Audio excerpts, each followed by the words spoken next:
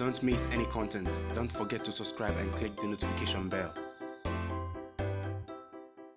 Hey guys, welcome back to Sahara Football. As usual, I am your host, Selassie Fiawe. Today we're going to talk about Mario Balotelli's proposal for African football. Yeah, we all know Mario Balotelli has played for Italy and he is Ghanaian, but he chose to play for Italy because he grew up there and he has been a victim of racial abuse over the years. And Ballotelli is proposing that all the African players across the world who are playing in Europe and abroad should come back home and work on building a stadium that will be for Africans, and stadiums, actually several stadiums and training facilities to nurture the youth and everyone here in Africa. Are these things feasible? It's Mario Balotelli building castles in the air. Today I'll be giving my thoughts and opinions on that issue. Jordan Ayew has won the goal of the season, which has been voted by Crystal Palace fans. The goal against West Ham has been voted as the goal of the season. So if you're new to the channel, I advise you to subscribe to the channel and to click on the notification bell to get more updates. So we all know the issue of racism is something that is negatively affecting football across the world. I have to emphatically say racism has no place in anywhere in the world. Not even talk about football or anything, in any sport or any activity that involves collaboration of any sort or anywhere you find yourself. Racism is a big no-no. Now Mario Balotelli has played for Italy before and he has been a victim of so much racial abuse, playing in the Serie A and in the French LIGUE. He has really gotten it hard at that front. Now based on that, Mario Ballotelli has come out with a proposal. Yesterday I posted that proposal on my community tab and got a few feedback from you guys, but I want to discuss it extensively, how feasible it is. In case you missed it on the community tab, this is what Ballotelli is proposing. Now he says that I challenge you all African footballers to put money together with me to leave the racist Europe and build stadiums in Africa and develop our youth. We have money. We can build at least 5 world-class stadiums in each country and sign a petition that no players will be exported to Europe ever again. Here in Africa, they will play under love of their sisters and brothers, with no one singing racist chants on the stands against them. We are more talented. We can make our Champions League quality and our leagues quality. We have great talent that is never appreciated abroad. So Mario Balotelli there, he is generalizing everything. I have to say my opinion that there are Europeans or there are other people who are Europeans that are not racist. Yes, it's quite unfortunate that those who are racist and go to the stadium to make those kind of noises, monkey noises or chants, are the ones really that are causing a lot of trouble. Not every European is a racist, and I have to emphatically state that.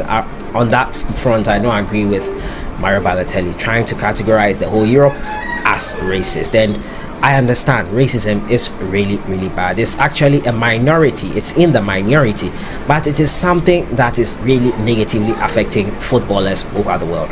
Why would you chant racist chants at a footballer just because of their skin color? I think it has to go all the way back to slavery, how the blacks were exported to other European countries to work under hard labor, and that is what caused a lot of this racism and slavery. That was the cause.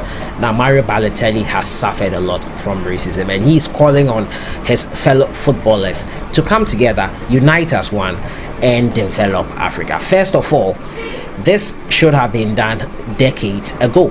Yeah, I have to be honest, it should have been done decades ago. I'm surprised no African leader thought of it before. It's something that's a no-brainer. Your players, your talents are being leached into other countries, and your leagues are being depleted by the leaching of the talents. Why wouldn't you want to develop the football in your country? I think we are our own worst enemy.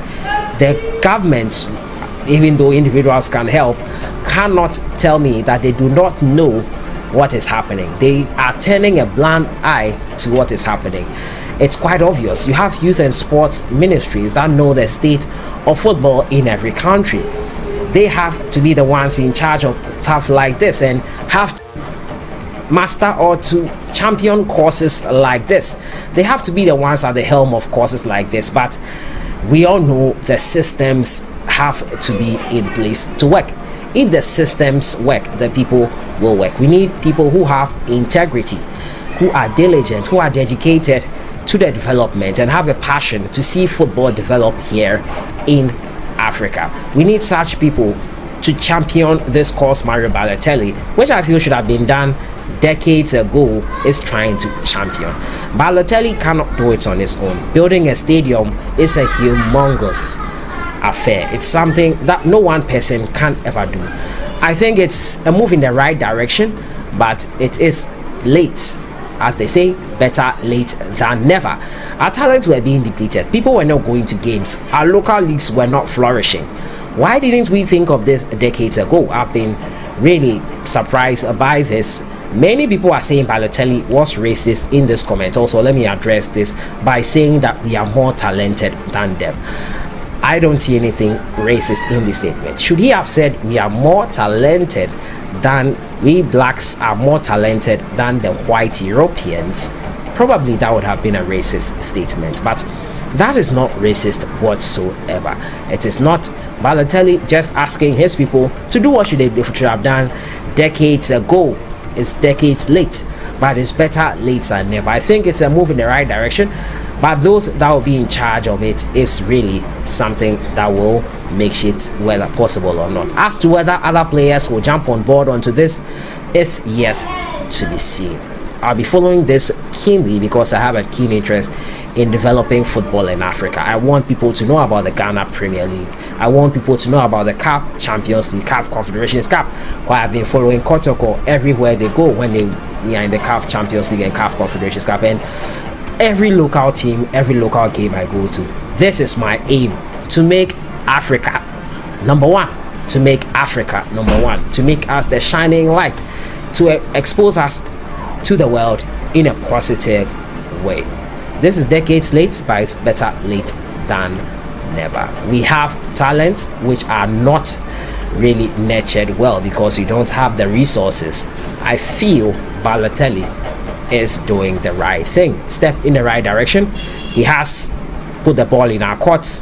The other players are yet to respond. So let me know your thoughts, though you've expressed it in the community tab.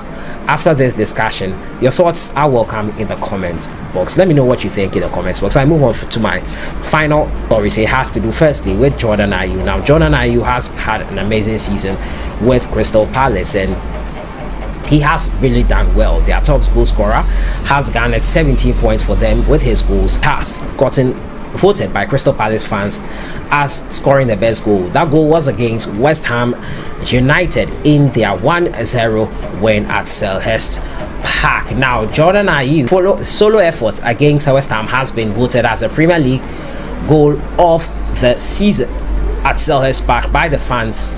The goal was scored on Boxing Day. Now, Ayew weaved his way through a bunch of hammers to a delightful chip pass goalkeeper Roberto Jimenez to present the Eagles with their Christmas gift last year. Now, English sports portal footballlondon.com asked fans to vote for their goal of the season at Selhurst Park, and 31% voted Ayew's. Their kudos to Ayew for winning that goal of the season award. To my final story, it has to do with Didier Drogba. Now, Didier Drogba has beaten competition from Ibrahimovic, Mbappe, Benzema to win the best French forward of the year in the last 20 years. Quite shocking. Now, Didier Drogba played earlier on in his career with Marseille in France before moving to Chelsea, in case you didn't know. Now, the former Marseille striker Didier Drogba has been voted as the best forward to have played in the French Ligue 1 in the 21st century. Drogba spent 2.5 years at Marseille and winged up, scoring 39 goals in 80 games in Ligue 1. He also played 64 games in League 2 with Le Mans and scored 12 goals. Drogba won the competition created by French League's official Twitter account. He faced off with Fernando Morientes, Karim Benzema and Pauleta in separate rounds, winning each before progressing to the final. In the final round, Zlatan Drogba emerged victorious, even though the Swedes scored 113 goals in 122 games for PSG. So Didier Drogba thanked the fans who voted for him and the two clubs he played for in the French top flight. Other players who missed out on include Kylian Mbappe, Eden Hazard and Edison Cavani. So kudos to Didier Drogba, the best French forward in the past 20 years, in the decade that has passed, the 2 decades that have passed. Do you think he deserves it?